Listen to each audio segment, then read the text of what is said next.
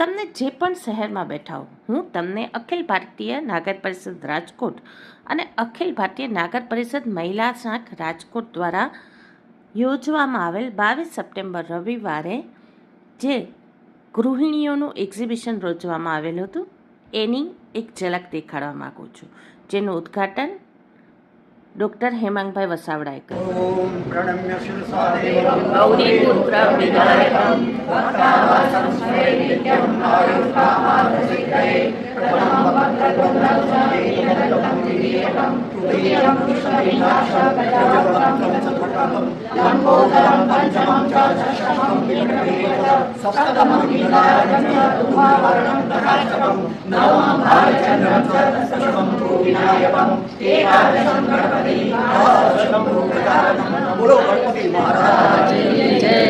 સુંદર ગણપતિના શ્લોક સાથે આ પ્રદર્શન ખુલ્લું મૂકવામાં આવ્યું હતું. અહીંયા તમે જોઈ શકો છો હેન્ડમેડ જ્વેલરી ગોઠવાઈ રહી છે.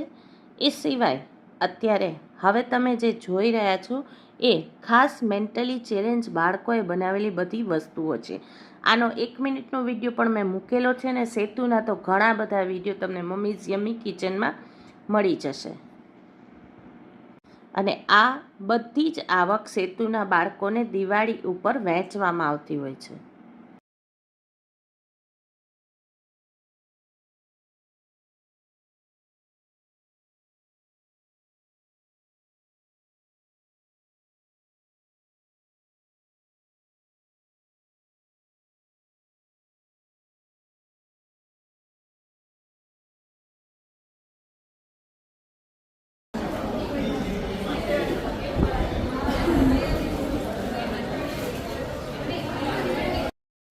આ પ્રદર્શન રાજકોટ અખિલ ભારતીય નાગર પરિષદ દ્વારા વર્ષોથી થઈ રહ્યું છે અને એમનો ખાસ હેતુ ગૃહિણીઓને એક પ્લેટફોર્મ પૂરું કરવાનો છે. જ્ઞાતિની ગૃહિણીઓ થોડી આગળ આવે એના માટે અલગ અલગ સ્ટોલ આપવામાં આવે છે અને સ્ટોલનું કોઈ જ પણ ભાડું લેવામાં આવતું નથી. એટલે આપણી પણ જ્ઞાતિના વ્યક્તિ તરીકે આપણી પણ ફરજ પડે કે આપણે જો 2 ટેબલમાંથી 1 ટેબલથી ચાલતું હોય તો આપણે 1 ટેબલથી ચલાવવું જોઈએ. રજિસ્ટ્રેશન કરતી વખતે ખાસ યાદ રાખવું જોઈએ કે આપણે એ પ્રદર્શનમાં ભાગ લઈ શકીએ છીએ કે નહીં. જો ન લઈ શકીએ એમ હોય તો આપણે રજિસ્ટ્રેશન ન કરાવવું જોઈએ, કેમ કે ઘણા લોકોને રજિસ્ટ્રેશન બંધ થઈ ગયા પછી ખબર પડતી હોય છે. પરંતુ જ્યારે 45 ટેબલની જગ્યા હોય ત્યારે 46 કે 47 વ્યક્તિઓને સમાવેશ નથી કરી શકાતો અને એ સમયે જ્યારે ટેબલ ખાલી મળે છે ત્યારે થોડું દુઃખ થાય કે આપણા જે જ્ઞાતિ ગૌરવ છે, આપણા જે લોકો છે જે કામ કરી રહ્યા છે એને આપણે આટલો તો સપોર્ટ કરીએ કે આપણે એક જ ટેબલ, જો 2 ટેબલની જરૂર ન હોય તો એક જ ટેબલ નોંધાવીએ. કારણ કે મફતની કોઈ કિંમત નથી હોતી, પરંતુ જ્યારે લોકો સેવા કરતા હોય છે ત્યારે અકિંમતી હોય છે. તમે જોઈ શકો છો અંકોડી વર્ક છે, એક સૂયાનું વર્ક છે એ અહીંયા છે અને ખૂબ જ સરસ રીતે બેને બનાવેલું છે. આવી જ રીતે અલગ અલગ આર્ટ કે જે આપણે રેઝિંગ આર્ટ કહીએ છીએ એ પણ અહીંયા હતી અને એની વસ્તુઓ પણ અહીં હતી જે ખૂબ સરસ હતી.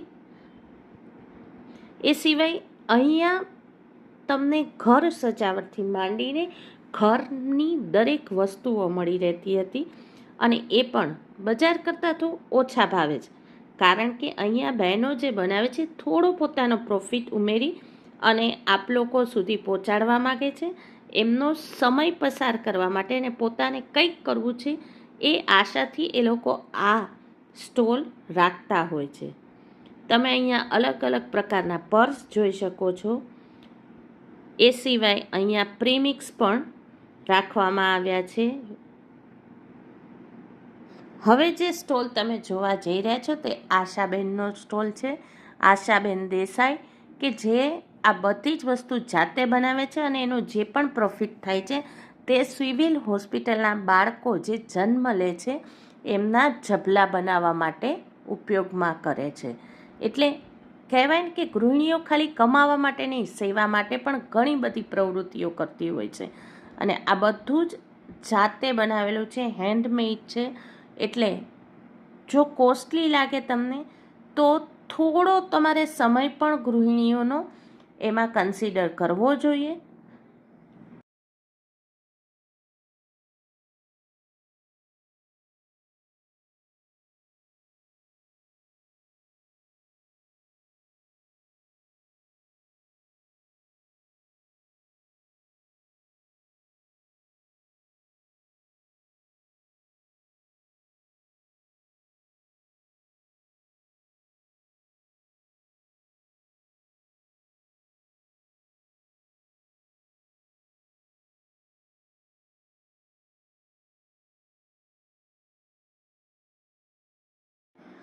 હવે જે સ્ટોલમાં જઈ રહ્યા છીએ ને એ સ્ટોલ લકીબેન એટલે કે 90 વર્ષના દાદી જે આ સ્ટોલ દર વર્ષે રાખે છે. અગરબત્તી, ધૂપ, દીવા માટેની બધી વસ્તુઓ હોય છે. એમનો ફોટો તો હું છેલ્લે તમને બતાવીશ જ. અહીં તમે શરબત, આઈસ્ક્રીમ બનાવવાનું એ જોઈ શકો છો. સ્પ્રે, અત્તર, કચ્છની દરેક વસ્તુઓ, અહીં તમને મોટા ભાગની વસ્તુઓ યુનિક જોવા મળશે. અને પાછું કંઈ જ રિપીટ નહીં. હા, તમારે આમાંથી કંઈ મગાવવું હોય તો ચોક્કસથી મને આપેલા નંબર ઉપર વોટ્સઅપ કરી શકો છો. હું શિપિંગ ચાર્જ સાથે તમને આ વસ્તુ મોકલી દઈશ.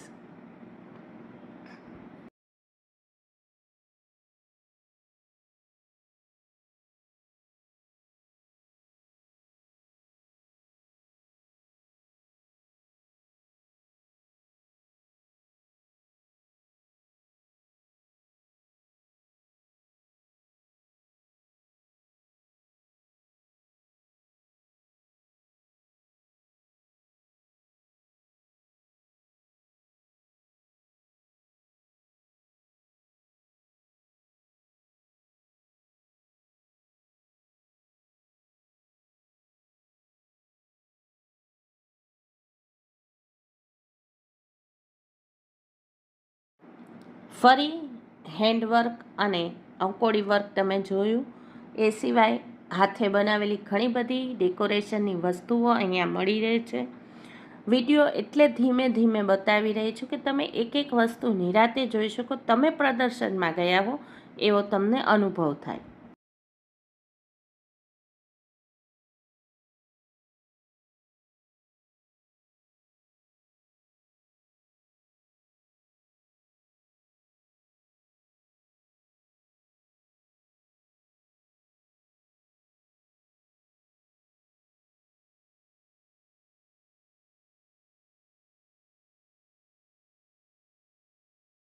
જ્ઞાતિના ઘણા બધા લોકો જ્ઞાતિ માટે ખૂબ બધું કરે છે. એમાં અહીંયા ઘણા બધા જેમના નામ લઉં તો અખિલ ભારતીય નાગર પરિષદના પ્રમુખ શ્રી સીતુભાઈ બક્ષી હોય કે બાલેન્દુભાઈ મહેતા હોય કે ચેતનભાઈ છાયા હોય કે ધારિણીબેન છાયા હોય કે જેમના પણ નામ હું કદાચ નથી મને ખ્યાલ અને હું ભૂલી ગઈ છું કે નથી બોલતી, એ બધાને હું વંદન કરું છું. અને આપણે તો માત્ર સમય ફાળવવાનો હોય છે, જે આપણે ફાળવતા નથી હોતા. તો આ સમય માટે મેં ઘણા મારા જાણીતા, મારા અજાણ્યા, મારી આસપાસ કેટલા બધા એવા લોકો કે જે આ પ્રદર્શનમાં ચક્કર મારવા પણ ન આવ્યા.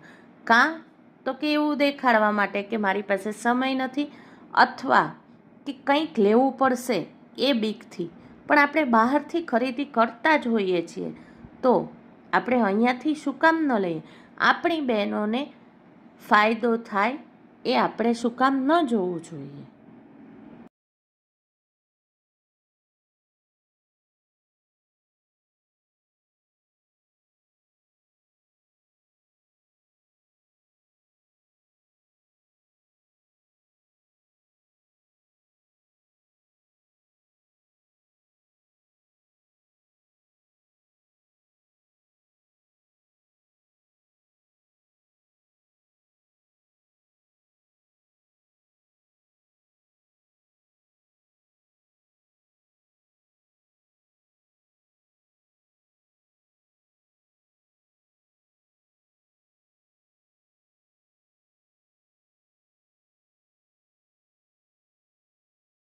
રાજકોટ બહુ નાનકડું સિટી છે અને મધ્યમાં નાગર બોર્ડિંગ આવેલું છે, એટલે રાજકોટની કોઈ પણ વ્યક્તિ કે જે નાગર હોય એને અહીંયા આવવા માટે કોઈ જ તકલીફ ન થવી જોઈએ.